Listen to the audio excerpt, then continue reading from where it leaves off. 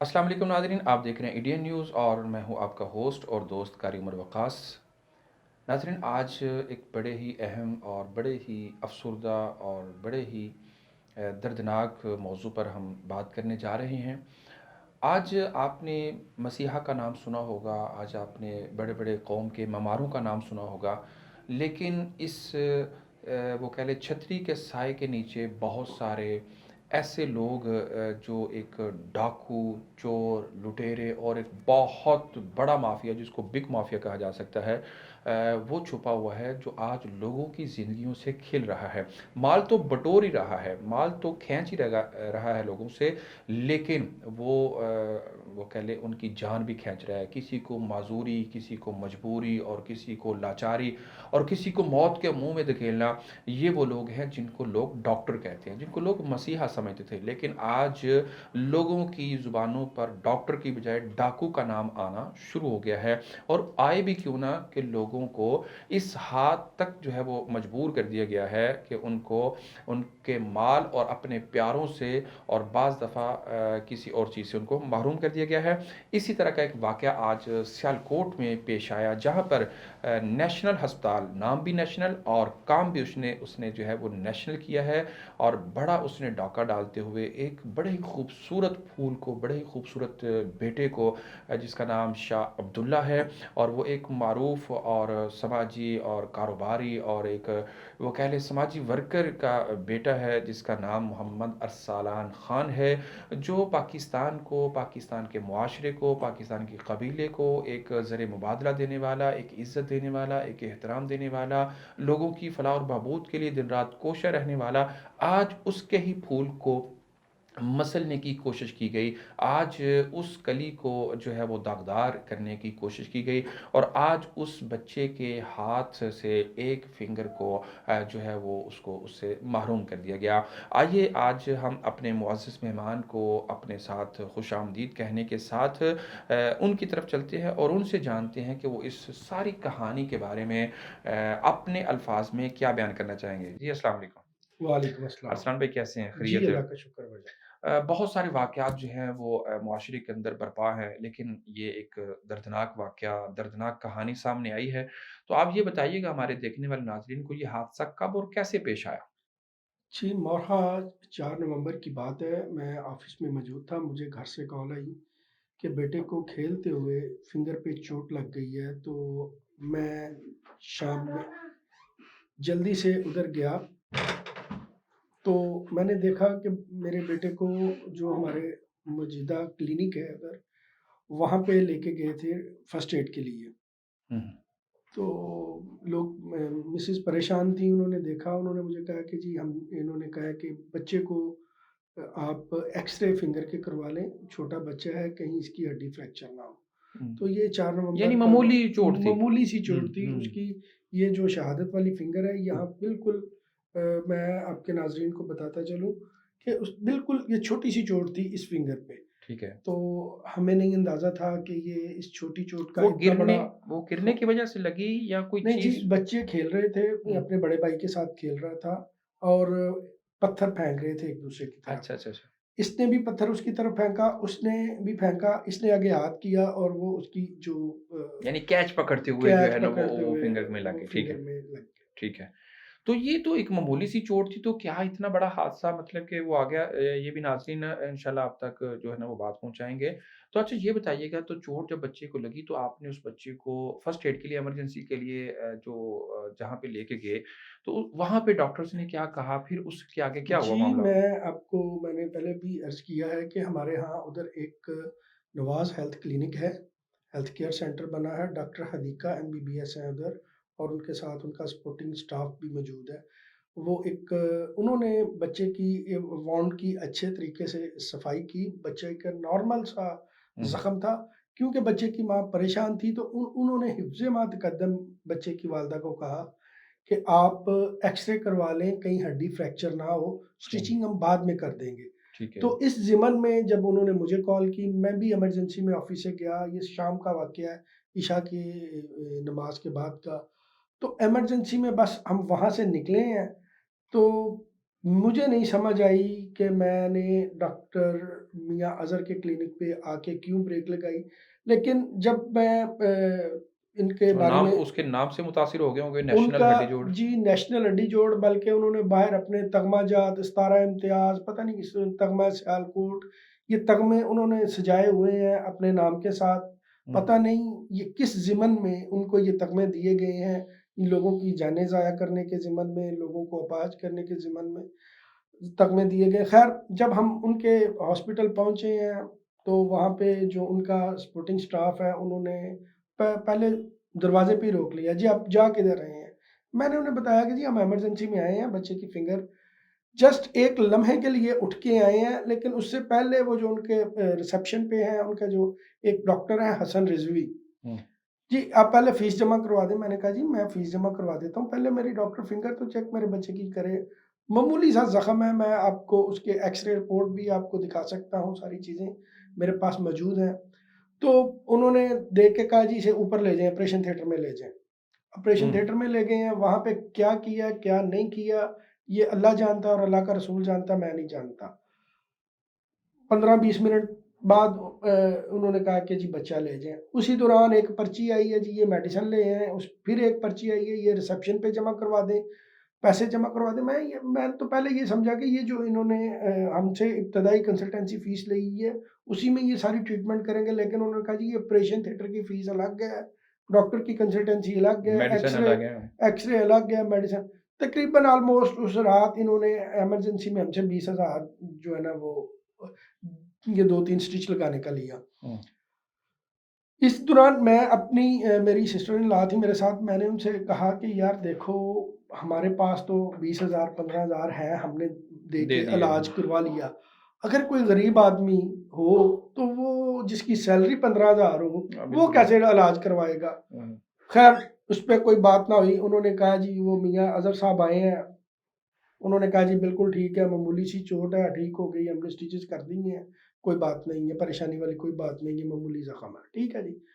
आप ऐसा करें मंगल को दोबारा आएँ, हम बच्चे का ज़ख्म चेक करेंगे, खोलेंगे, इसकी पट्टी खोलेंगे तो फिर फर्दर हम हँसी-खुशी वापस आ गए हैं कि जी डॉक्टर साहब ने अच्छी ट्रीटमेंट कर दी है, हौसला दे दिया। हौसला दे दिया, कोई हुँ, इश्यू नहीं है। बज़ाहिर मुझे भी ज़ख्म मामूली नज़र आ रहा है, मैं देख रहा हूँ, मामूली सा ज़ख्म है, कोई परेशानी वाली बात नहीं है, लेकिन जस्ट हम एक्स-रे करवाने थे। तो हम करवा के एक्स-रे आ गए हैं रूटीन में, जब दूसरा तीसरा दिन हुआ है मंडे वाले दिन मेरी मिसेज़ कह रही हैं कि जी अब्दुल्ला के हाथ से ऐसे लग रहा है जैसे स्मेल आ रही है। हुँ। मैंने पकड़ के हाथ महसूस किया कि वाक़ई वो स्मेल आ रही थी। मैंने इसकी पट्टी ऊपर से खोलने की कोशिश की जो ऊपर पूरे हाथ पे बंधी हुई थी। उस ये हाथ पे पूरी पट्टी बंधी, वो पट्टी खोली, अंदर ये दोनों फिंगर्स अलग से अलग से फिंगर्स जो हैं ये जॉइंट की हुई थी, इन पे अलग से ड्रेसिंग हुई थी। फिर इनको मैंने नहीं खोला, मैंने कहा हो सकता है कि ये उन्होंने कोई ठीक हो या क्या मामला है। ज़ाहिर बात है वो बेहतर समझते हैं। ठीक। मैं मंगल वाले दिन जब हम दोबारा उधर हॉस्पिटल गए हैं, वो हसन रिज़वी साहब ने जाते ही पहले मेरी मिसेज़ के साथ जो है वो बदसलूकी की है, बदज़बानी की है। उन्होंने कहा जी वो लाएँ उस औरत को जो उस दिन आपके साथ थी, खातून थी। वो पूछ अच्छा। रही थी कि पैसे 15,000 हमने काहे का लिया है? तो मैं बताता हूँ काहे का लिया है। हम इधर काम करते हैं, हम ये करते हैं, वो करते हैं।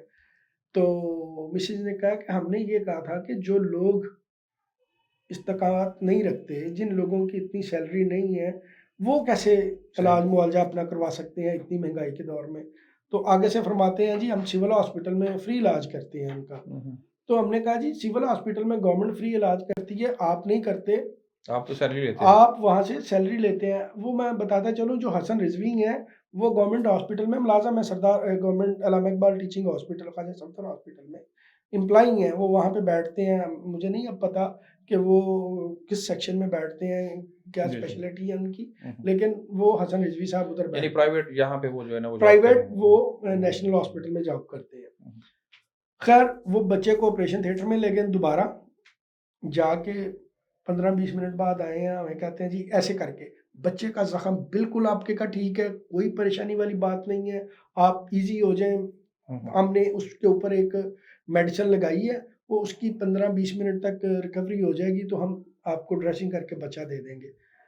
हम वहाँ पे यूँ बैठे, 1 घंटा गुज़र गया, 1 घंटे के बाद मुझे थोड़ी तशवीश हुई, मैंने उठ के ऑपरेशन थिएटर की तरफ गया, तो उनके स्टाफ ने मुझे रोक लिया। मुझे कहते हैं, "जी, आप अंदर नहीं जा सकते, अंदर ऑपरेशन चल रहा है, हुँ, डॉक्टर्स ऑपरेशन कर रहे हैं।" मैंने सोचा कि ऑपरेशन थिएटर है, ज़ाहिर-सी बात है, वाक़ई ऑपरेशन चल रहा होगा। हुँ, हुँ, लेकिन वो अंदर खुशगपियों में मसरूफ़ थे।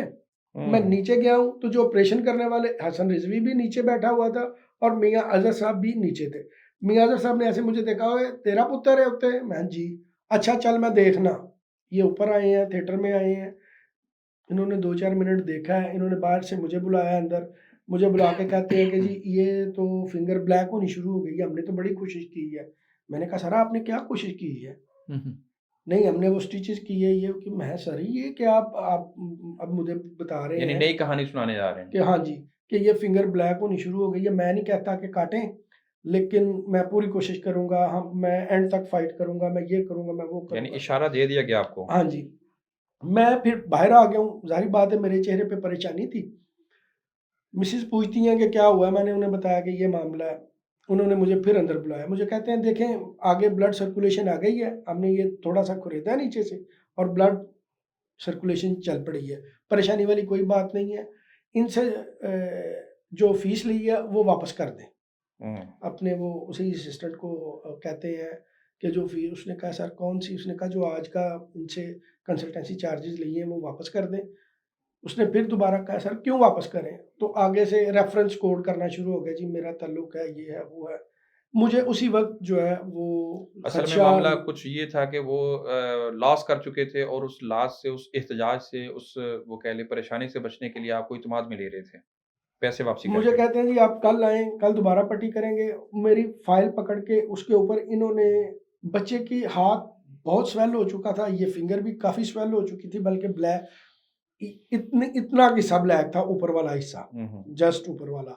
इन्होंने मुझे कहा कि, "जी ऐसा करो, ये पट्टी का सामान ले लो, हुँ, तो पट्टी खुद घर कर लिया करो, 2-3 दिन घर करो पट्टी, फिर आओ, फिर मैं देखूँगा, ठीक हो जाएगा, कोई इश्यू नहीं। लेकिन कल सुबह 10 बजे तुमने मेरे पास आना है पट्टी करवाने।" अगले दिन बुध का दिन था, मैं गया हूँ पट्टी करवाने। वो रिज़वी साहब आए हैं, उन्होंने ज़ख्म खोला, देखा है, उन्होंने फिर प्रोफ़ेसर साहब को बुलाया, मियां अज़हर साहब को। मियां अज़हर साहब कहते हैं, "ओहो! यार ये तो एम्पुटाइज़ करनी पड़ेगी, ये तो गंग्रीन हो गई है।" मैंने कहा, "सर गंग्रीन क्या हो गई है? मैं बच्चा ठीक लेके आया हूँ।" नहीं, नहीं, अब अमेरिका छोड़ के अमेरिका के बाप के पास भी ले जाएँ, वो कुछ नहीं कर सकता। हुँ, आप जहाँ मर्ज़ी जाएँ, कोई कुछ भी नहीं कर सकता, अब इसे एम्पुटाइज़ करना पड़ेगा। मैंने उन्हें कहा कि जनाब ये आपकी गलती है, आप नहीं, नहीं हमारी गलती नहीं है, हमने कहा था चोट लगवा के आएँ। हुँ, आप अपने बच्चे को जिधर मर्ज़ी ले जाएँ, चाहे अमेरिका ले जाएँ, चाहे अमेरिका के बाप के पास, उनकी वर्डिंग थी। हुँ, हुँ, तो ज़ाहिर बात है परेशानी में फिर मैं क्या करता, मैंने एक दोस्त को फ़ोन किया और उनसे मैंने रिक्वेस्ट की कि ये मामला मेरे साथ हो गया है, तो आप मुझे एडवाइस करें। उन्होंने कहा कि जी आप आएँ। उन्होंने मुझे अपने एक अज़ीज़ के पास रेफ़र किया। मैं उनके पास गया, वहाँ पे भी जो एक दूसरे ऑर्थोपेडिक सर्जन थे, वो भी प्रोफ़ेसर थे। वो दोनों देख के हैरान हो गए हैं कि इस इंजरी का ये हाल हो गया है। ये कोई अगर कोई मेजर कोई अ, अगर केस आ जाता तो उसका हाल क्या होगा? क्या होगा? बिल्कुल ऐसे ही। उन्होंने मुझे कहा है कि जी सरासर ये डॉक्टर की गलती है। आपके बच्चे को इतने दिन, पहली बात ये है कि इस जो भी उन्होंने किया है, मैंने कहा जी वो कहते थे डिफ्रैक्चर है, मैंने उन्हें एक्स-रे दिखाया तो एक्स-रे देख के भी वो हैरान हो गए कि यार फ्रैक्चर तो कहीं हमें नज़र नहीं आ रही। ख़ैर, तो इतना बड़ा इश्यू नहीं था जितना बड़ा आपके साथ अब इश्यू बन गया है। तो आपको उन्होंने मेडिसिन क्या दी है? मैंने उन्हें मेडिसिन दिखाई, जस्ट मुझे बच्चे का हाथ स्वेल हो चुका था, उसे गैंग्रीन स्टार्ट हो चुकी थी। जो लोग मेडिकल को समझते हैं वो जानते हैं गैंग्रीन क्या होगी, और यहाँ पे रेशा हो चुका था। हुँ, तो हुँ, ज़ाहिर बात है वो साइड इफ़ेक्ट्स। सिर्फ़ वेलोसिफ और साथ में एक और सिरप लिख दिया, सिक्लोर, कि हुँ, ये आप दें। वो प्रोफ़ेसर साहब ने देखा, उन्होंने कहा यार इसे तो सिरप से तो आराम ही नहीं आएगा, चाहे पूरी बोतल पिला दें। हुँ, हुँ, ये तो इंजेक्टेबल पे जाना पड़ेगा हमें। उन्होंने फ़ौरी तौर पे इंजेक्शन शुरू करवाए और उन्होंने मुझे लाहौर जो घुरकी हॉस्पिटल है और कुछ और प्लास्टिक सर्जन्स, उनसे टाइम लेके दिया, अपॉइंटमेंट लेके दी कि मैं उनको फिंगर चेक करवा सकूँ अपने बेटे की। ख़ैर, उन्होंने वो जो प्रोफ़ेसर आसिफ़ सईद साहब, मैं यहाँ उनका नाम लेना मुनासिब समझता हूँ, और उनकी एडवाइस उनका मैं शुक्रगुज़ार हूँ कि उन्होंने मुझे बर वक़्त एडवाइस किया कि आप बेटे को फ़ौरी तौर पे जो अब एम्पुटाइज़ करवा लें तो बेहतर है आपके लिए, अदरवाइज़ जो उन्होंने किया है वो आपके लिए बहुत ख़तरनाक हो सकता है। हुँ, तो जब मैंने उन्हें कहा कि जी आप ठीक है, अगर ये हल है तो एम्पुटाइज़ अल्लाह का नाम लें, करें। अगर पहले दिन एम्पुटाइज़ मेरे बच्चे की फ़िंगर होती तो वो इतनी ही होती। हुँ, सही। डॉक्टर मियाँ अज़हर साहब की गलती नेग्लिजेंस की वजह से वो आगे चली। जिस दिन उन्होंने दूसरा दिन किया तो वो फ़िंगर यहाँ तक पहुँच चुकी थी सही। और वो इतनी अफ़ेक्टेड थी कि वो प्रोफ़ेसर साहब भी उसे एम्पुटाइज़ नहीं उस दिन कर पाए। उन्होंने कहा यार ये इन्फेक्शन हो चुकी है, इन्फेक्शन ख़त्म होगी तो फिर हम इसे ऑपरेट कर सकेंगे, अदरवाइज़ नहीं हो सकता। हुँ, हुँ, उन्होंने बेटे की मेरे की तस्वीर बनाई, वो सियालकोट मेडिकल कॉलेज में प्रोफ़ेसर हैं ऑर्थोपेडिक के। उन्होंने मेरे बेटे की तस्वीर बनाई फ़िंगर की और अपनी व्हाट्सएप डीपी पे लगाई और नीचे लिखा क्रिमिनल नेग्लिजेंस। अब ये जो लोग मेडिकल लाइन को समझते हैं, वो ये समझ सकते हैं हुँ, कि क्रिमिनल नेग्लिजेंस मेडिकल लाइन में क्या होती है। क्या होती है? सही। ख़ैर उन्होंने जब मुझे डॉक्टर्स के लाहौर रेफ़र कर दिया, अगले दिन मेरा लाहौर टाइम था डॉक्टर्स के साथ। लाहौर गए हैं, मैं कारी साहब आपको बताऊँ कि लाहौर में जिस डॉक्टर को भी दिखाया है, उसने पहले मेरे मुँह की तरफ देखा है और फिर कहा कि आपने बच्चे को किया क्या है?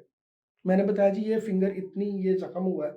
उन्होंने कहा वो सत्यानाश कर दिया जिस बंदे ने आपके बच्चे को इस तरह से ड्रेसिंग की तो जब है या जो आपने भी। उसके लेटर पैड दिखाए होंगे, जब उसके ऊपर वो सितारे, वो तमगे, वो तो वो हैरान तो हुए होंगे फिर? मैं आपके नाज़रीन को बताता चलूँ कि मैं ये हल्फ़न बात कहता हूँ कि उन डॉक्टर्स ने मुझे ये कहा कि सियालकोट वालों जाके पता करो कि वो डॉक्टर भी है कि नहीं।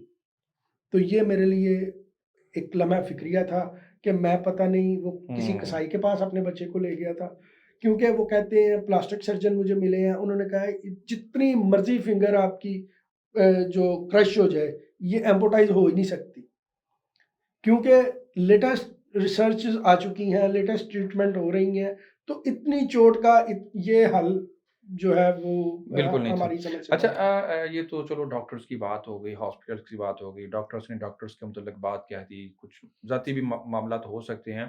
लेकिन आप मुझे ये बताएँ कि आप चूँकि खुद सोशल सेक्टर में, आपके वालिद मोहतरम का एक नाम सोशल सेक्टर में, तो क्या आपने मुख्तलिफ़ एनजीओज़, मुख्तलिफ़ समाजी और सियासी शख्सियात हैं, क्या आपने इस आवाज़ को उठाया कि सियालकोट जैसा एक शहर के जो लाखों, करोड़ों, अरबों रुपए जो है वो ज़र मुबादला देने वाला है अपने मुल्क को और इतना बड़ा नाम और इतने बड़े-बड़े नाम पैदा करने वाला, बल्कि पाकिस्तान का ख़्वाब देखने वाला सियालकोट से मोहतरम डॉक्टर अल्लामा इकबाल। तो आज उसके शहर के मकीनों के साथ ऐसा हो रहा है, तो मेरे बेटे के साथ तो ऐसा हो गया, कहीं और ऐसा ना हो। क्या उसके लिए कोई आवाज़ उठाई और आगे से क्या रिस्पॉन्स मिला? जी, मैं आपको बताता चलूँ कि मैं सियालकोट के मीडिया का बड़ा शुक्रगुज़ार हूँ। जैसे आज ईडीएन हमारी आवाज़ बना है, मेरे बच्चे की आवाज़ बना है। तो सियालकोट के कुछ दोस्तों ने, मीडिया पर्सन्स ने बहुत हमारी रहनुमाई की है, उनका नाम मैं सबका लेना यहाँ पे मुनासिब नहीं समझता। लेकिन जो दोस्त जिन्होंने सर-ए-फ़हरिस्त अरावल दस्ते का किरदार अदा किया है, वो मेरे लिए काबिल एहतराम है। मैं उनका तहे दिल से मशकूर हूँ कि उन्होंने मेरे दर्द को अपना दर्द समझा और आज आपने भी मुझे अपने स्टूडियो में मदऊ करके इस जो मेरे साथ ज़्यादती हुई है, मेरे बच्चे के साथ जो मामला हुआ है, उसको एक अवामी आवाज़ बनाने जा रहे हैं। तो मेरी मुख्तलिफ़ मकातब फ़िक्र के लोगों से बातचीत चल रही है। डिस्ट्रिक्ट बार सियालकोट के नायब सदर वसीम खान पाशा साहब, वो इस इश्यू को लेके चल रहे हैं। उनके अलावा चैम्बर ऑफ कॉमर्स, क्योंकि मैं चैम्बर ऑफ कॉमर्स का मेंबर भी हूँ, मैंने उधर कमेटी को अपनी हेल्थ कमेटी को एप्लीकेशन दी थी। उन्होंने भी इस पे कार्रवाई शुरू की है। पंजाब हेल्थ केयर कमीशन में मैं बज़ाते खुद जाके पेश हुआ हूँ। मैं इस डॉक्टर नमा भेड़िए को वहाँ एक्सपोज़ करके आया हूँ। अब ये उन पे है कि वो इनके खिलाफ क्या एक्शन लेते हैं। इसके अलावा मैं सबसे अहम अभी आपको न्यूज़ देता चलूँ आपकी चैनल की वसादत से कि पंजाब असेंबली में अब जो रवां सेशन है उसमें डॉक्टर मियाँ अज़हर और नेशनल हॉस्पिटल के खिलाफ एक करारदाद पेश होने को जा रही है। वहाँ पे मेरे कुछ जो आने वाले एमपीएज़ हैं उन्होंने वुमेन एमपीएज़ और जो हमारे हल्के के एमपी हैं नवीद अशरफ साहब और दूसरे लोग वो इस पे एक्शन ले रहे हैं। ये सिर्फ़ नेशनल हॉस्पिटल के खिलाफ़ होगी या नेशनल जैसे जितने ऐसे डॉक्टर्स हैं, उनके खिलाफ़ होगी कि किसी भी हॉस्पिटल में किसी भी एक ज़िंदा रूह इंसान के साथ उसकी तज़लील या उसकी लाचारी या मजबूरी को जो है वो ज़िंदगी जी। भर के लिए उसका मुक़द्दर ना बनाया जाए? जी काशा, मैं यहाँ पे आपको और आपके नाज़रीन को बताता चलूँ कि मेरा किसी के साथ कोई ज़ाती अनाद नहीं है, हुँ, हुँ। ना नेशनल हॉस्पिटल के खिलाफ ना किसी और के। मेरी अगर अब मेरी कोई बात है तो वो ये है कि आज मेरे बच्चे के साथ जो ज़्यादती, जो ज़ुल्म हुआ है, ये किसी और के प्यारे के बेशक। साथ ना हो, किसी और की जो कली है वो ना मुरझाए, किसी और के ख्वाबों का महल ना टूटे। मेरी यही इल्तमास है आपके नाज़रीन से भी और जो आला अहकाम हैं उनसे भी कि नेशनल हॉस्पिटल जैसे, डॉक्टर मियाँ अज़हर जैसे जितने भी मसीहा के रूप में जो भेड़िए छुपे हुए हैं उनको एक्सपोज़ करें, उनके खिलाफ सख्त महकमाना कार्रवाई करें, ताकि आइंदा किसी का बच्चा किसी मरहूमी का शिकार ना हो सके, किसी का प्यारा अपने चलने से ना मरहूम हो सके। मैं यहाँ पे आपके नाज़रीन को बताता चलूँ कि जब हम हॉस्पिटल लाहौर में बच्चे की ट्रीटमेंट करवा रहे थे, तो वहाँ पे हमें 2 केसेज़ मिले। हुँ, हुँ। एक यहाँ पकागड़ा का और एक हमारे साथ गाँव है खरोलियाँ का। उन दोनों को जो है डॉक्टर मियाँ अज़हर साहब ने भारी रकूम लेके उनको साथ ज़्यादती की। एक का चूकला ख़राब किया, एक के मोरों का मामला था। वो दोनों लोग, वो दोनों पार्टियाँ इनके खिलाफ कार्रवाई करने को विलिंग हैं। अब देखें वो कब करते हैं। बारिश का कतरा बनने की बात थी, तो बारिश का कतरा मैं बन गया हूँ। हुँ, हुँ। बारिश का पहला कतरा मैं बन गया हूँ। अब मैं इस तहरीक को लेके चलूँगा। मैं सोशल मीडिया पे भी इसको एक्टिवली देख रहा हूँ, मैं खुद देख रहा हूँ। बहुत सारे लोगों ने, आप अगर सोशल मीडिया मेरे फ़ेसबुक पेज पे, ट्विटर पे जाएँ, तो आपको नीचे जो कमेंट्स में बहुत सारे लोगों के कमेंट्स मिलेंगे, जिन्होंने मियाँ अज़हर को डाकू, चोर, लुटेरा, कसाई कहा है और उन्होंने अपने वाक़यात साथ बयान किए हैं कि हुँ, हमारे साथ भी, हमारे बाप के साथ, हमारी माँ के साथ, हमारे भाई के साथ हुँ, हुँ। डॉक्टर मियाँ अज़हर इस तरह की यानी वो ज़्यादती सारे कर चुके हैं। मुतासिरीन को आपने एक प्लेटफ़ॉर्म जो है ना मुहैया कर जी, दिया। मैं आपके चैनल के साथ-साथ भी यही कहना चाहूँगा कि जो लोग डायरेक्ट खुद नहीं कर सकते, इस्तकामत नहीं रखते, वो मेरे साथ शामिल हों और हम इस तहरीक को लेके आगे चलें। ये सिर्फ़ मियाँ अज़हर के खिलाफ नहीं है, ये सिर्फ़ नेशनल हॉस्पिटल के खिलाफ नहीं है, ये उस एक्शन के खिलाफ है जो हमारे प्यारों के साथ हॉस्पिटल्स में होता है। हम मसीहा समझ के उधर उधर जाते हैं, लेकिन वहाँ से मसीहाई नहीं हमें होती, हमें इस तरह के जो मायूसी जो है वो मायूसी सामने जो है आ वो। रहे हैं। अच्छा आपने ये यहाँ पर आवाज़ उठा दी। आप इंडियन न्यूज़ की मार्फ़त से, वक़्ती हुकूमत से, इंतज़ामिया से और दीगर लोगों से क्या मुतालबा करना चाहेंगे और क्या मैसेज शार्ट उनको देना चाहेंगे कि वो भी अपने और अपने प्यारों के लिए कुछ हिफाज़ती इक़दामात ऐसे करें? जी, इंडियन न्यूज़ का तो पहले बहुत शुक्रिया, उन्होंने मुझे अपने स्टूडियोज़ में मदऊ किया और मेरी आवाज़ को बुलंद किया। आज आपकी वसादत से मैं जो अहकाम बाला हैं, जैसा कि वज़ीर आला पंजाब हैं, वज़ीर आज़म पाकिस्तान हैं, जो कि दावेदार हैं कि हम डिलीवर कर रहे हैं लोगों को, मैं उनसे और हेल्थ मिनिस्टर और health secretary, Punjab health care commission और हमारे जो डीसी साहब हैं, उनसे रिक्वेस्ट करता हूँ कि इस मेरे वाक़या की मुनसिफ़ाना इंक्वायरी करें, जैसे मर्ज़ी इंक्वायरी करें सही। और जो इसमें कल्प्रिट होगा, अगर मैं हूँ तो मैं डॉक्टर साहब से माज़रत करूँगा। अगर डॉक्टर साहब इसमें कल्प्रिट साबित होते हैं और डॉक्टर साहब की नेग्लिजेंसी साबित होती है, तो उनका हॉस्पिटल सील किया जाए और उन जैसे तमाम उन लोगों के हॉस्पिटल्स और उनके लाइसेंस मनसूख किए जाएँ, जो लोगों की जानों से खेल रहे हैं। मेरा और अवाम के लिए मेरा यही पैगाम है, अपने सुनने वालों के लिए, देखने वालों के लिए यही पैगाम है कि किसी भी इमरजेंसी में जाने से पहले आप ये सोच लें कि आप किस हॉस्पिटल में जा रहे हैं, किस डॉक्टर के पास जा रहे हैं। अंधाधुन खुदारा मैं आपके आगे हाथ जोड़ता हूँ, अंधाधुन आप कहीं ना जाएँ। आप पहले देखें, उसकी रिपोर्ट देखें, फिर उसके पास जाएँ। मैं अंधाधुन आया इनके पास, इनके तगमाजात, इनकी डिग्रियाँ देख के, सुन के, लेकिन मेरे साथ ये हुआ कि मेरे बच्चे को इन्होंने सारी उम्र के लिए एक रोगी बना दिया। बहुत शुक्रिया हमारे साथ मौजूद थे एक समाजी और एक सियासी और एक कारोबारी बिज़नेसमैन मारूफ़ शख्सियत मोहतरम मोहम्मद अरसलान ख़ान, जिनके साथ एक दर्दनाक वाक़या पेश आया, उनके साथ ज़ुल्म और ज़्यादती जो है वो की गई। आपने उनकी ज़ुबानी उनकी कहानी को सुना। आज हम भी मुतालबा करते हैं कि वो चाहे सियालकोट का शहर हो या पाकिस्तान का कोई एक इलाका हो, वहाँ पर जितने डॉक्टर्स हैं, जहाँ पर नर्सेज़ हैं, जितने भी प्रोफ़ेसर हैं, जितने भी, इनको सबसे पहले तो अपने अल्लाह से माफ़ी माँगनी चाहिए। अल्लाह से एक खौफ़ जो है अपने दिल के अंदर पैदा करना चाहिए कि हमें अगर अल्लाह ताला ने मौका दिया है तो हम इंसानियत की खिदमत करें। बिज़नेस करें लेकिन उसको इस लेवल पे ना लेके जाएँ कि लोगों की ज़िंदगियों से खेलना शुरू कर दें। और बहुत बड़ी बात अरसलान ख़ान ने लास्ट में कह दी है कि अगर कहीं पे हमारी गलती है, कहीं पे हम कसूरवार हैं, तो हम माज़रत करने के लिए उनके खिलाफ बात करनी जो की है, हम एक्सक्यूज़ करने के लिए तैयार हैं। लेकिन अगर इंक्वायरी में या वो मानते हैं, वो जानते हैं, ये तो सब लोग जानते हैं कि उनको भी पता है, तो फिर उनको आइंदा के लिए ऐसे इक़दामात से बाज़ रखने के लिए वक़्त हुकूमत को अपने इख्तियारात को इस्तेमाल करना चाहिए और उनके खिलाफ कोई सख्त एक्शन लेना चाहिए। ये जितने पंजाब हेल्थ और दीगर जितने महकमे बना रखे हैं, ये सिर्फ़ बराए नाम नहीं होने चाहिए बल्कि एक्शन नज़र आना चाहिए।